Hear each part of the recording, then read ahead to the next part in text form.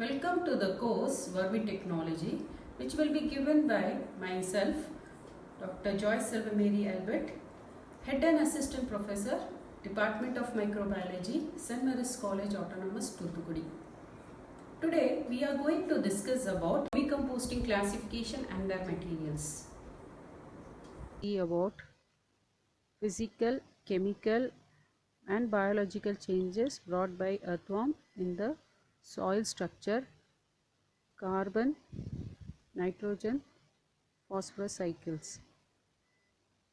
So first we will start with physical changes brought by earthworm in soil structure.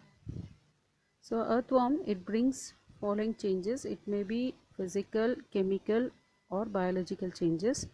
So due to the earthworm, soil, it may consist of a mixture of vermicast, undigested organic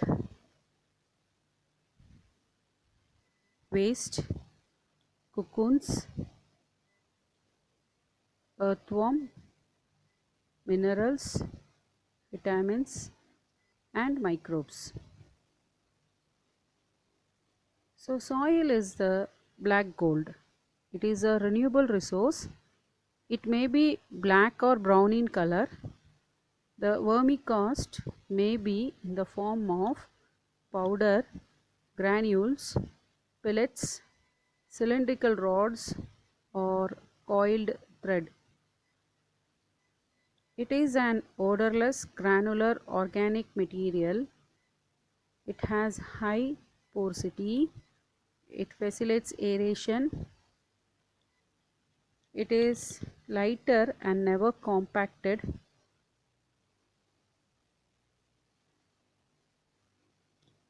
It provides drainage. It has water holding capacity which is very high. It improves soil structure, texture and prevents soil erosion. The water holding capacity of worm casting is 9 times greater than that of the natural soil. So it improves the soil structure, texture and prevents soil erosion. It enhances the decomposition of organic matter. It improves soil fertility. It prevents soil degradation. That soil works as a soil conditioner. If it is continued over years, leads to total improvement in the quality of the soil and farmland. The chemical changes that is brought by the earthworm in the soil structure. So that soil may contain the following chemical composition. It may be minerals, hormones, enzymes, vitamins, antibiotics, biocides, organic compounds. So the nutrient content of the vermicomposting soil, it varies. It depends on the waste material used for the composting. If the waste materials are heterogeneous, that is it contains more than one type of compound, then there will be a wide range of nutrients available in the soil. If the waste material are homogeneous, that is it contains same compounds, then there will be less amount of nutrients. It contains plenty of NPK, that is nitrogen, phosphorus and potassium, several micronutrients, enzymes, hormones and other nutrients. So the hormone, it includes auxins, gibberellins, cytokinins, etc. This vermicompost soil, it contains both macro and micronutrients. That macronutrients, it includes organic carbon, nitrogen, phosphorus, potassium, sulfur, calcium, magnesium, and iron. And it includes micronutrients such as zinc, copper, boron, and molybdenum. The soil may contain organic carbon, which may be maximum of 11.6%. It contains calcium nearly 4.4%. It contains 1.06% nitrogen. The soil is less soluble salts. It has neutral pH, greater ion exchange capacity, and it contains humic acid and nitrates.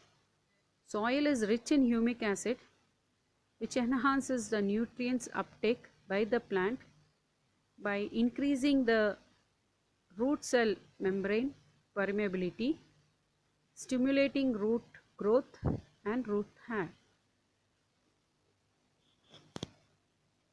The fresh earthworm casting may contain 5 times richer in nitrogen, 7 times richer in phosphates, 11 times richer in potash than the surrounding soil.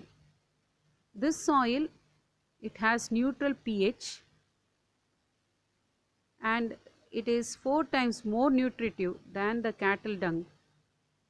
The soil is free from toxic chemicals because earthworm biodegrades, bioaccumulates, and detoxify heavy metal, pesticides, etc. Now we will see about the biological changes brought by the earthworm in soil. So this soil, it is rich in microbial population and diversity, particularly fungi, bacteria, and actinomyces.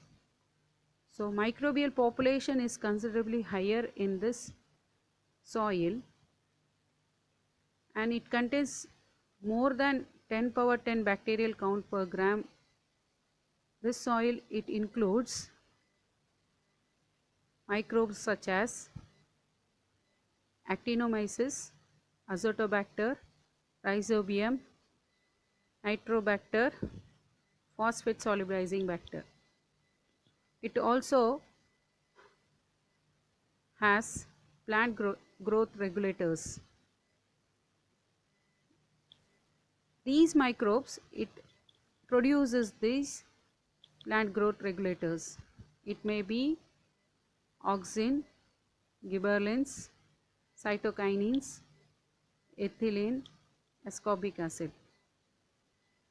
So this vermicomposting soil, it contains nitrogen fixing bacteria and mycorrhizae fungi.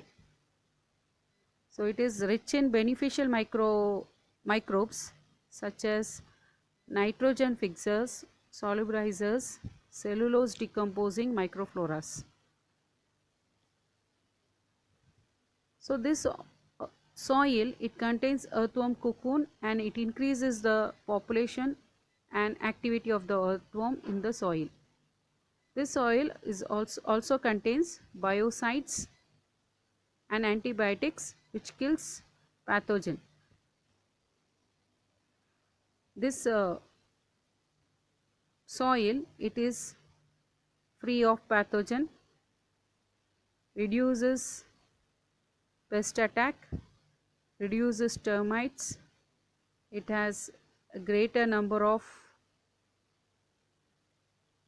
fruits and vegetables, greater number of seeds.